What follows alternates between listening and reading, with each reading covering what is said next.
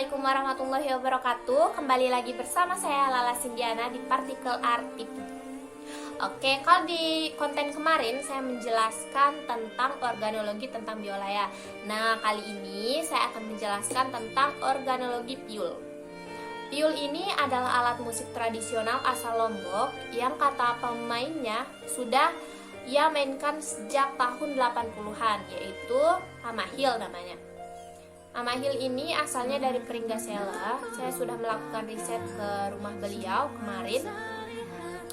Nah, oke, kita mulai saja. Yang pertama itu di sini ada namanya scroll kalau di biola.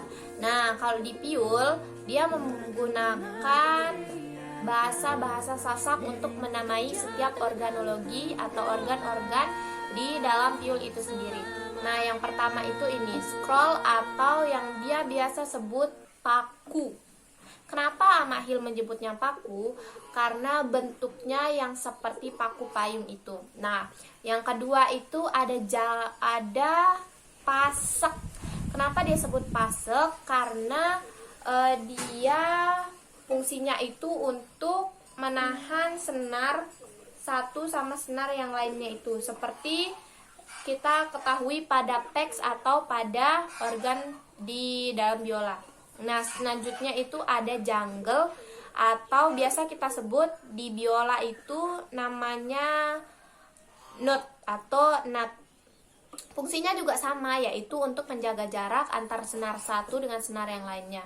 Nah, selanjutnya kita ke senar. Nah, untuk tali atau si senarnya ini dia menggunakan tali kopling. Dan senarnya itu berjumlah 3, yaitu senar 1, 2, dan 3. Selanjutnya kita ke ini. 2 lubang sebelah kiri kanannya ini yang berbentuk huruf F. Kan kalau di biola itu namanya F-hole. Kalau di piyul ini namanya alis-alis. Fungsinya sama untuk mengeluarkan suara dari badan piyul. Selanjutnya itu ada ini. Ini namanya kuda-kuda. Dikasih nama kuda-kuda kalau di dalam piyul, dan fungsinya juga sama seperti bright kalau pada biola. Selanjutnya itu kita ke lidah. Nah, ini namanya ela-ela ya. Kalau di piyul itu dikasih nama ela-ela. Kalau di biola ini namanya tailpiece, dan fungsinya juga di biola dan di piyul itu sama. Selanjutnya kita ke badan. Badan atau awak. Kalau dalam bahasa Sasak, kalau menurut Amahil ini dia namanya itu awak atau badan. Selanjutnya itu, kalau di biola kan kita pakai cinres. Cinres ini. Nah, kalau di piyul itu dia tidak menggunakan cinres. Kenapa? Karena ini tuh tidak dibutuhkan gitu. Kalau kata Amahil tidak dibutuhkan karena si piyul itu sendiri juga dia mainkan senyaman mungkin. Tidak ada aturan main seperti ketika kita memainkan biola itu sendiri. Nah, selanjutnya untuk nada-nada dalam piyul, dia juga tidak menggunakan nada dasar seperti do, re, mi atau sejenisnya. Dia tidak menggunakan itu. Kenapa? Karena dia memainkan ini kan dimainkan itu, alat musik ini dia mainkan itu bersama alat musik tradisional lainnya seperti gambus dan lain-lain. Jadi dia menggunakan nadanya itu menggunakan pendengaran. Jadi setiap lagu yang dia mainkan itu dia selalu menggunakan insting untuk memainkannya begitu. Nah, selanjutnya itu di sini ada bow yang biasa kita gunakan untuk pada biola kan namanya bow. Nah, kalau dalam alat musik piyul ini namanya penggorok. Kenapa dikatakan penggorok?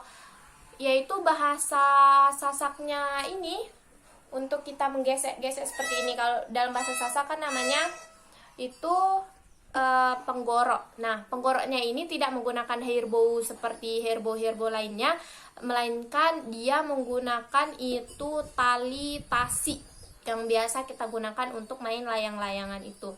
Nah, untuk tali tasinya ini untuk memperkesatnya, kalau dalam biola kan ada namanya itu rosin.